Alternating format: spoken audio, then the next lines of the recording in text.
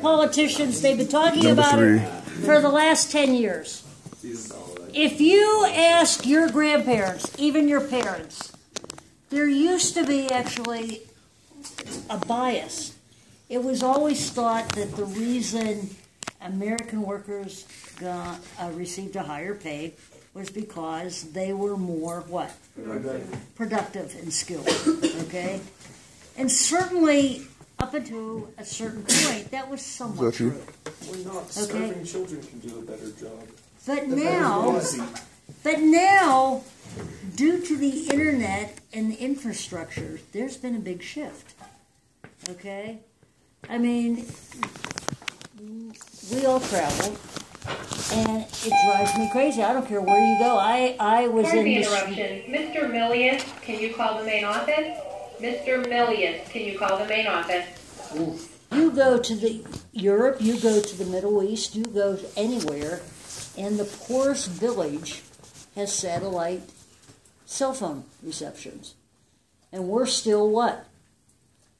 We're still hooked on 2 carriers and a monopoly because those companies all have tons of wire hanging all over the place that they're not going to get rid of. They're probably not for social interest, I can tell you that right now.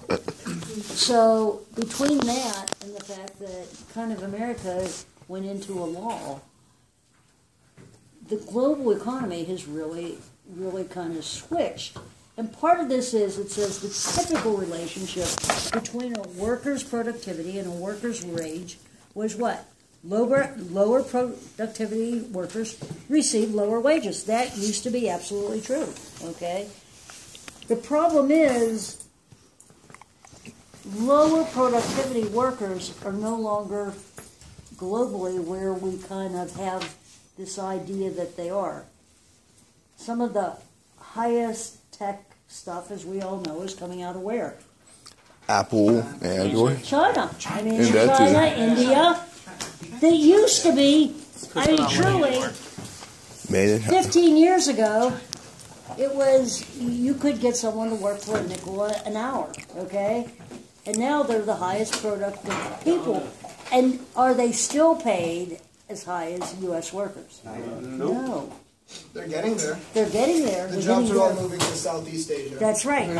So I can tell you from my previous life, what ended up happening was we would literally put machines on, I used to call it like roller skates, because we would manufacture one model in a certain city in China, and then the next year's model would be moved to a province that was less costly, and then we eventually moved it to Vietnam, and then we eventually moved it to Malaysia. We would just shop pricing. Right. We would just move things, okay? Because you can move machines real easily, you know? It doesn't take a whole lot. They keep them on the pallets, and they just kind of drop them. Okay, and when they have to pick them up again, they bring in a forklift in, bring it up, take it to the airport, put it on a plane, and move it to the next factory. Okay, and you can save a lot of money, and that's one of the things that is going on all over the place now. You know, at one time you didn't have that flexibility, now you do. And part of where that flexibility is coming from, I'm going to tell you right now, is all that plastic stuff that we buy from China, because we buy tons and tons and boatloads of it, it's all flown over here. And the planes arrive, and they're emptied out. And while we're sending some stuff over to Asia, it tends to be very high-priced stuff that doesn't take up a whole lot of volume, which means when those planes fly back, they were relatively what? Empty. So now it means you can put a lot of what I call manufacturing stuff back and forth on those things now. So the U.S. can have a lot of manufacturing stuff going on. And you can see it's going on all over the place. Last week there was a huge merger between one of our biggest pharmaceuticals, Pfizer, with a teeny, the Irish one. with like this big. I mean, this big. But who bought whom? Yeah, the company this big bought Pfizer. What's Pfizer? Okay, so when you hear anyone complaining about the welfare queen because he or she is getting, $380 a month, you now have a corporation who has just gotten away with paying any corporate taxes to the United States of America. And this government, our Congress, allowed that to happen. Yay. So you now know enough about taxes to know what's going on. But like, what can we do with that information? Just sit here and twiddle our thumbs? I watched every Sunday show I could watch. I taped them. I had TiVo it. It was not even a talking point. The fact that it wasn't even on a blip says it all.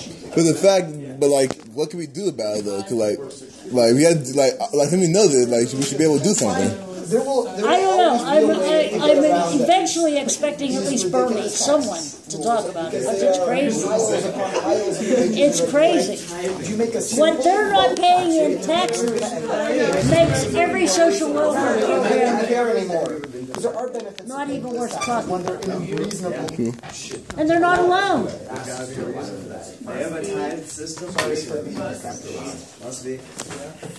Okay, guys, I'm going to send you the answer key for the back part, okay? Now, you will not have an answer like this as a loan question on the AP. Where you will have something like this is, after they have you interpret a graph, this may be like the last, what I call, summary. So, given what you saw, what do you think? And you would have to write something like this. But just a few sentences, okay? It would never be a whole question like this. Okay. Okay, so I'm going to send it to you. Now you know about physical problem.